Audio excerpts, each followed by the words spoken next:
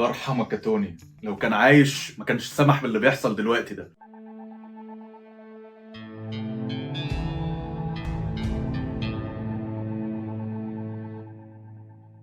النهارده هنتكلم على اسباب انهيار عالم مارفل السينمائي الام سي يو، وايه اللي يخلي واحد من اقوى سلاسل الافلام الناس تفقد الشغف ليها وما تبقاش مهتمه باعمالها اللي جايه. وخلي بالكم احنا بنتكلم على سلسله افلام محققه لحد اند جيم 23 مليار دولار، ولغايه يومنا ده افلامها بس 29 مليار دولار. اول سبب هو الكم وليس الكيف، يعني الكوانتيتي اوفر كواليتي. احنا اليومين دول حاسين ان اعمال عالم مارفل السينمائي فيها حاجات كتير جدا، من افلام لمسلسلات. احنا بنتكلم ليومنا من 2008 لغايه النهارده بنتكلم في 33 فيلم نزلوا وتسع مسلسلات على ديزني بلس، منهم مسلسل لوكي ليه موسمين. وهنا يحضرني مقوله جيري ساينفيلد لما قفل الشو بتاعه بعد 9 مواسم وقال لك I know when to quit. أنا عارف إمتى أقفل وأمشي وأنا على القمة. هنا ساعتها شوز زي ساينفيلد وفريندز لما قالوا لهم أنتوا ليه الناس عايزة أكتر، قالوا لهم لأ، نسيب 9 مواسم في ساينفيلد و10 في فريندز بس الناس فاكراهم والناس مش زهقانة منهم،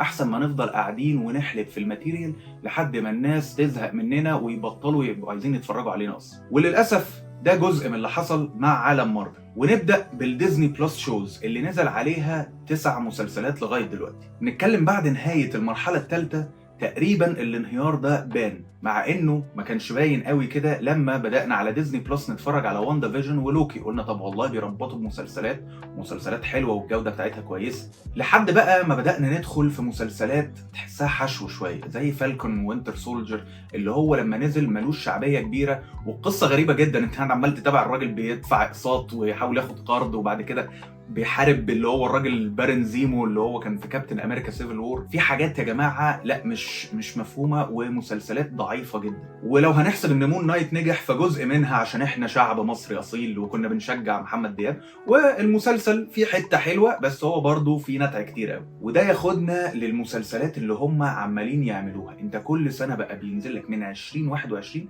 3 مسلسلات على ديزني، كل الكواليتي بتاعتهم ضعيفه جدا.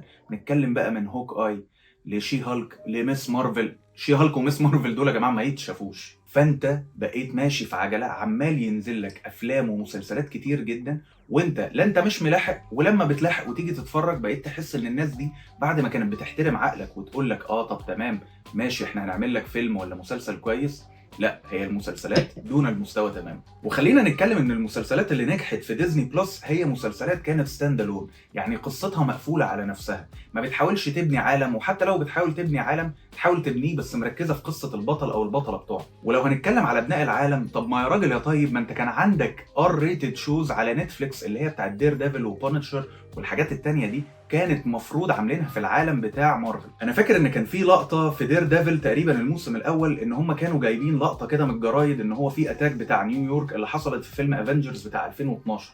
فتمام ما الناس دي كانت موجوده معاك، وبالعكس الناس حابه الشو، حابه تشوف دير ديفل وبانشر تاني.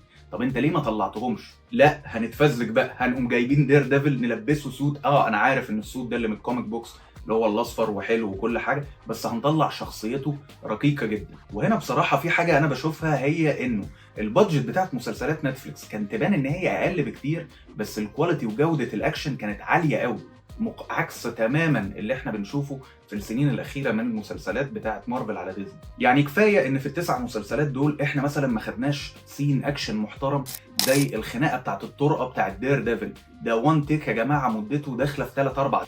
خلصنا المسلسلات، تعالوا ندخل على الافلام.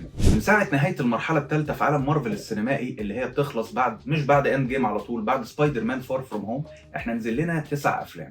مشكله ال9 افلام دول حاجه ان هم ما بيحاولوش يحكوا قصه واحده، وبيحاولوا يبنوا عوالم كتير جدا ومش عارفين يرسخوا الفكره دي صح. وكمان بقينا نلعب على حاجه الا وهي النوستالجيا بيت. النوستالجيا بيت دي اللي هي انا هجيب لك حاجه قديمه تمام، وانا عارف ان هي عشان قديمه وانت نفسك تتعلق بالناس دي فهتحاول تتفرج عليها. انا لو قلت لك في اشاعه انه في كاركتر هيطلع، يا طب ما تيجي مثلا تتفرج على دكتور سترينج ده في احتمال فاريانت من ايرون مان يطلع فيها، انت هتتشد وبعد كده تكتشف انه لا. وبيحاولوا يلعبوا بالحاجات دي كتير، وعملوها حتى في مالتي فيرس اوف مادنس لما طلعوا تشارلز اكزيفير من عالم اكس مان فيه. من وجهه نظري بعد المرحله الثالثه الفيلمين الوحيدين اللي عجبوني في عالم مارفل هم كانوا جارديونز اوف ذا جالاكسي 3 وشانغ تشي، وده لانهم كانوا بيحاولوا يحكوا قصه بسيطه ومقفوله على نفسها. وحتى لما جم يبنوا عالم في شانغ تشي بنوه في البوست كريدت سينز مش في نص الفيلم. والافلام دي حققت نجاح وحققت فلوس في البوكس اوفيس. هتيجي تقول لي طيب ما هي الافلام لسه شغاله والدنيا ناجحه وكل الكلام ده كويس.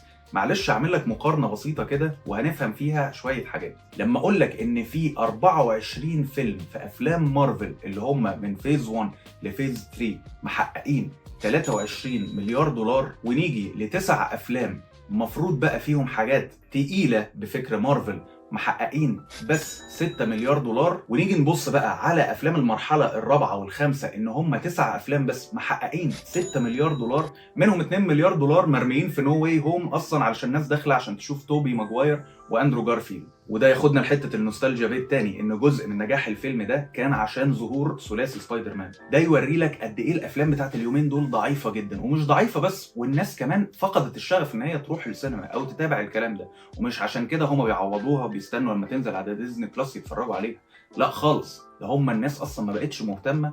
واخر فيلم لما تيجي تقوله لحد انت اتفرجت عليه هيقول لك اه والله ممكن اكون شفت فيلم من سنه سنتين، على عكس ما انت زمان كنت بتستنى ده في السنه بينزل فيلمين. وانا فاكر لما نزلوا 3 كان بالنسبه لنا بقى الكوميك بوك فانز يلا يا باشا واقفين طوابير على صفوف الاي ماكس. نيجي لنقطه كمان، وهي انه واضح قوي في العالم الجديد ده انه مفيش اي خطه مدروسه. بمعنى انت عندك في اول 3 مراحل كانوا عمالين بيبنوا لفكره ان انت بتجمع فريق من السوبر هيروز اللي هو الافنجرز، وهنعمل موضوع الانفينيتي ستونز والاحجار اللي ثانوس عمال يدور عليها. وحتى لو كانت الخطه مش جاهزه معاهم من اول يوم، بس على الاقل كانوا فرشين لها من اول يوم. كفايه البوست كريدت سين بتاع سامويل جاكسون في ايرون مان 1. الناس دي كان في بيفكروا في حاجه ووراهم خطه فعلا عايزين ينفذوها. نيجي لفيز 4، اول ما بدات تدخلنا في عالم المالتيفيرس وقال لك ده في خطر جاي، انت لغايه دلوقتي ما كنتش عارف ايه الخطر ده.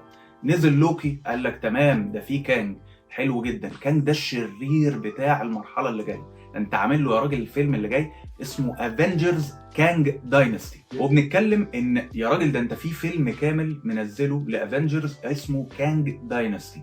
ده احنا كده المفروض مستنيين ان ده اكبر خطر بعد ثانوس. انت سبته يا باشا يموت او فارينت على الاقل منه يموت بانت مان، ويا ريتك حتى موتت انت مان، لا ده اللي هو موتوه كاجولي كده ورجعوا كملوا حياتهم. وكمان موضوع كانج ده فيه شويه مشاكل كده مع اللي بيحصل في الحياه الحقيقيه مع جوناثان ميجرز.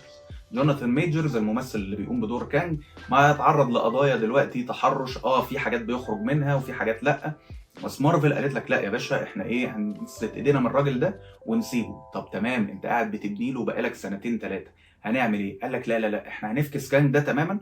وبيفكروا بجديه ان هم يخلوا الفيلن بتاع الفتره اللي جايه هو فيكتور فان دوم بتاع فانتاستيك فور. فاحنا ما عندناش قصه قويه نقدر نتابعها ونقدر نبقى مهتمين بيها على الاقل لحته ترابط الاحداث، وده اللي هم كانوا بيعشموا بيه الجمهور من 2008 ل 2019. ونيجي الفكره كمان هي ان مارفل ما بقاش عندها الفيس بتاعها، وجه الام سي يو. انت دلوقتي زمان لو كنت قلت لك ده عالم مارفل السينمائي كان هيجي في دماغك على الاقل 3: ثور، كابتن امريكا، وطبعا ايرون مان. في الوقت الحالي احنا مين بقى اللي ممكن يمثل عالم مارفل السينمائي؟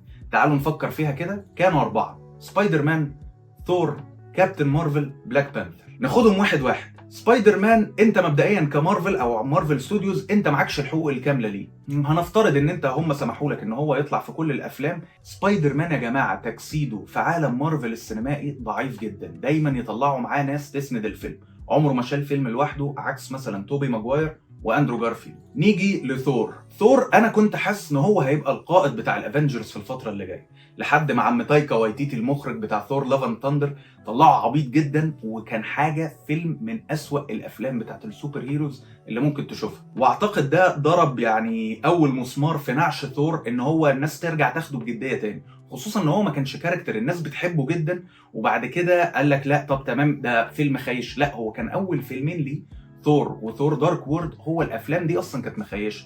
راجناروك رجع الناس تحبه، انفينيتي وور واند جيم خلت الناس تركز لا ده ثور ده في ناس بقت تقول لك ده البطل المفضل بتاعي.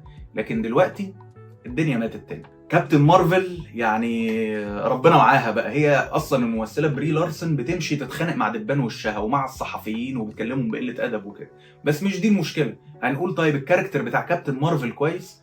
لا خالص، هم عاملينها ان هي ضد التدمير بكل الاشكال.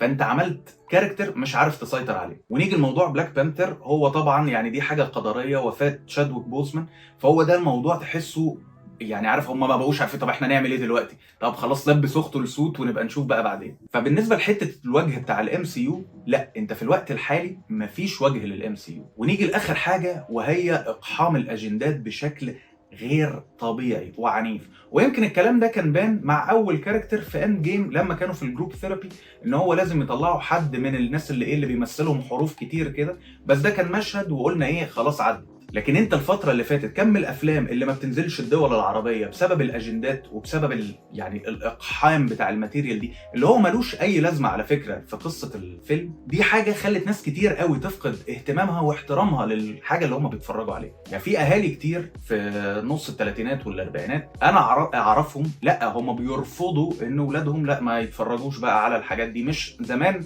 كان عشان ايه لو البطل بيبوس البطله، لا هو دلوقتي بقوا خايفين يعني البطل يطلع معجب بالبطل زميله. طبعا احنا لو قعدنا نتكلم من هنا لبكره الصبح على اسباب الفشل هي كتير جدا، بس انا قلت اقول ايه الحاجات المهمه او اللي على الوش اللي جت في دماغي. وطبعا لو في اسباب تانية انتوا جت في دماغكم يا ريت تكتبوها لي في الكومنتات، وما تنسوش تعملوا لايك وشير وسبسكرايب، واشوفكم في حلقه جديده من ريفيو ذكي. شكرا.